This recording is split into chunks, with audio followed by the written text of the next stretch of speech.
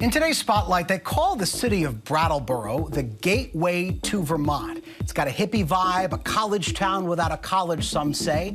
I am from New England, so I know that, and now you do too. But days out from Super Tuesday, there is now one more thing that makes Brattleboro, Vermont, unique in American politics. Brattleboro is giving 16 and 17-year-olds the right to vote next week in local elections. And for Brattleboroans, we think that's what they're called, who will turn 18 by Election Day in November, they can also vote in the state presidential primaries on Super Tuesday next week.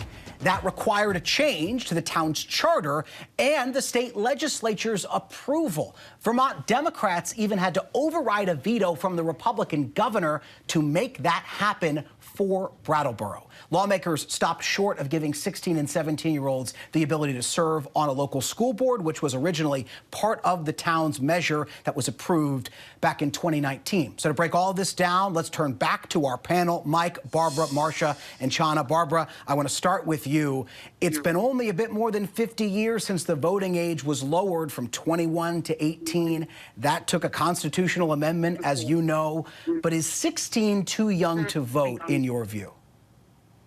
Well, I think for these local races, it's a nice little, dip your toe in the water and get the kids started. So if these local officials, if they want to make that legal, I think, try it out, see how it goes, see how many kids participate. Maybe it's a way to get them more engaged, when they're younger. Marcia, I want to ask you what you think about this. So kids have got a driving age of 16. They can marry when they're 18. They're often holding part-time jobs sometimes in those cases while they're working their way through school.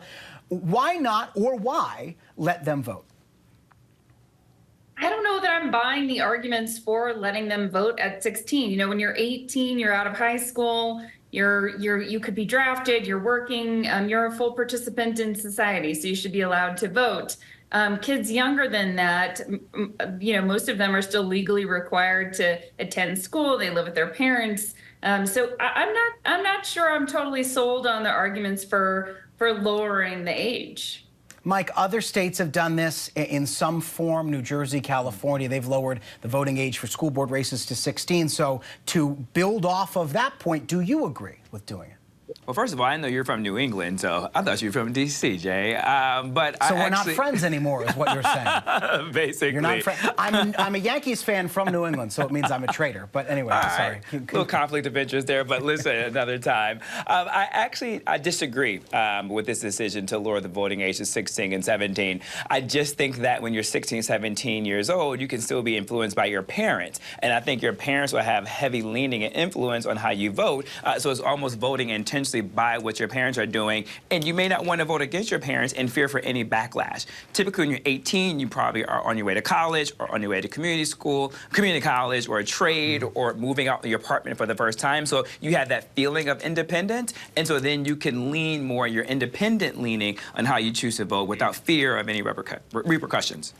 Chana, 16-year-olds are still... teenagers would have wanted to vote against me. I see a lot of teenagers. Barbara's doing it purely for political reasons. No, I'm kidding. Chana, 16-year-olds are still technically minors legally, right? 18 is the cutoff. Are there legal issues to letting a minor vote, in your view?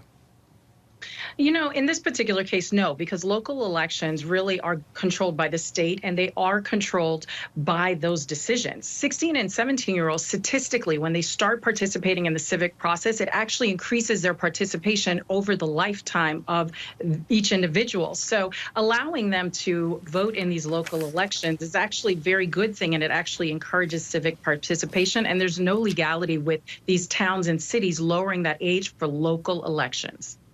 Mike, Barbara, Marcia, Chana, thank you very much for your time.